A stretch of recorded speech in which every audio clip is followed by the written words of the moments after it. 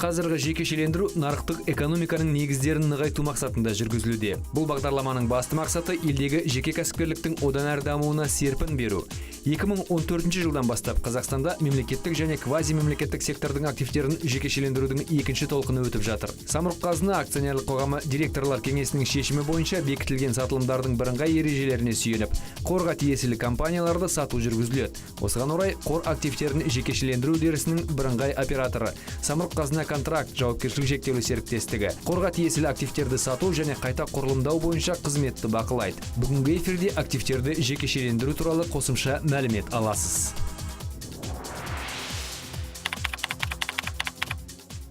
Елбасының тапсырмасын орындау мақсатында Қазақстан Республикасы үкіметінің 2014 жылы 31 наурызда қабылданған қаулысымен жекешелендірудің екінші толқыны басталып кетті. Аталмыш қаулы бойынша қорға және оның еншілес ұйымдарына тиесілі 106 компанияны бәсекелестік ортаға өткізу жоспарланған еді. Қордың еншілес және тәуелді ұйымдарының активтерін сатуды бірегейлендіру мақсатында қордың директорлар кеңесінің шешімімен бірыңғай ережелер қабылданды. 2014-16 жылдары жүргізілген жекешелендіру бойынша қор жақсы нәтижелерге қол жеткізді. Атап айтар болсақ, егер жалпы республика бойынша алатын болсақ, 270 компания 82 миллиард теңге сатылған болса, оның ішінде 63 миллиард теңге қордың үлесіне тиесілі. Ал сатылған компаниялардың саны бойынша қордың үлесі небары 14% шамасында ғана болып келеді. Бұл дегеніміз қордың активтерінің сатылу бағасының өте жоғары екенін көрсетеді. Ал 2015 жылдың ортасынан бастап жекешелендіру бағдарламасының механизмдерін, оларды жүргізу әдіс тәсілдерін өзгертуге біз бет бұрдық.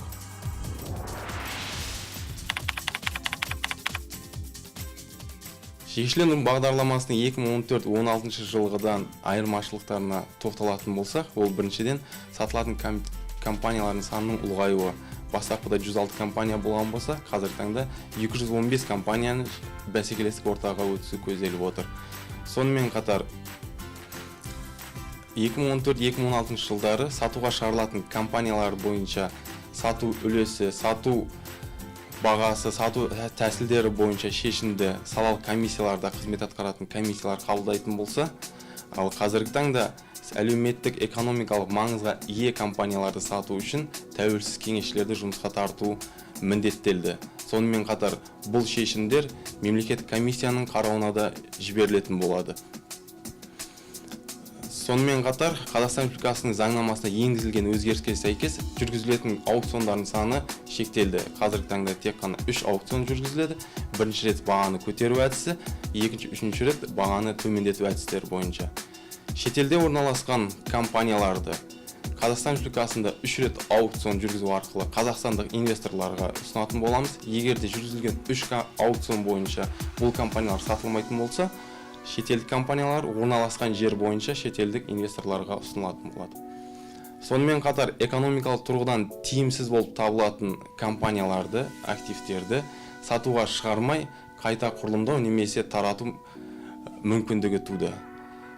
Және тағы да бір айырмашылығы компаниялардың сату бағасын арттыру мақсатында бірнеше компанияларды біріктіріп, оларды бірлескен сату мүмкіндігі туды.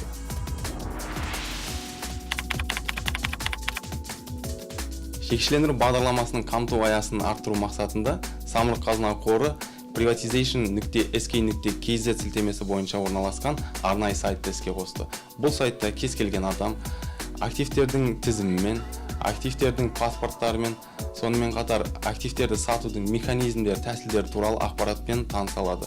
Оған қоса салалық компаниялардың өкілдерінің телефондары көрсетілген, сол телефон нөмірлері бойынша қоңырау шалып, өзіне қызықты болған сұрақтарға жауап ала алады. Сонымен қатар қазіргі таңда жекешелендіру бағдарламасына қызығушылық танытқан кез келген тұлғаға тәулік бойы консультациялық қызметтер атқаратын Самұрық-қазына қорының кол орталығы жұмыс істейді. Бар болғаны 55-22-66 нөміріне қоңырау шалып, өзіңізде қызық болған сұрақтарды қоя аласыздар.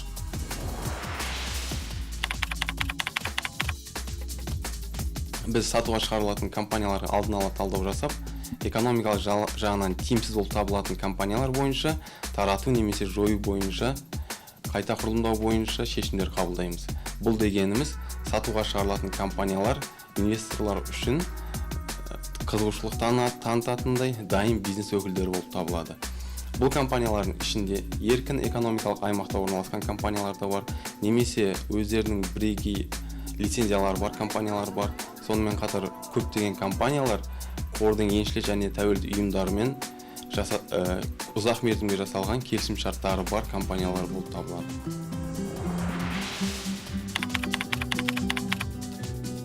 Қорға тиесілі жекешелендірілетін компаниялардың тізімі екі тізімнен тұрады. Бірінші тізімге әлеуметтік экономикалық маңызға ие компаниялар кірсе, ал екінші тізімге ондай маңызы жоқ компаниялар кірді. Бірінші тізімге кірген компанияларды сатуға шығарар барысында тәуелсіз кеңесшілер жұмысқа тартылады. Бұл кеңесшілер өз кезегінде компанияға жан-жақты талдау жасап, осы компанияны сату әдісі, сату үлесі, сату шарттары бойынша ұсыныстарын беретін болады. Осы ұсыныстар салалық компаниялардың комиссиясында қаралып, шешім қабылданады. Осы қабылданған шешімдер өз кезегінде мемлекеттік комиссияның қарауына шығарылады. Айта кету керек, тек қана мемлекеттік комиссияның мақұлдауынан өткен компаниялар ғана әрі қарай сатуға шығарылатын болады. Осы компанияларды сату барысында бірнеше әдіс түрлері қолданылады. Олар тікелей атаулы сату, конкурс, оның ішінде ашық екі кезеңді конкурс бар, электронды аукцион бар. Ол электрондық аукцион сату тәсілдерінің ішіндегі ең қарапайым тәсіл түрі болып табылады. 2015 жылдың қараша айында мемлекет басшысының тапсырмасы бойынша үкімет 2016-2020 жылдарға арналған жекешелендірудің бірыңғай жоспарын бекітті. Бәсекеге қабілетті ортаға Самұрық-Қазына акционерлік қоғамының 215 активі өтетін болады. Активтерді сатуға дейінгі дайындық ретінде олар алдын ала сатылуға қойылады. Біздің активтерді сатудың ашықтығы мен айқындығын қамтамасыз ету ең маңызды қағидалардың бірі. Қор privatization.sk.kz порталын әзірлеп іске асырды.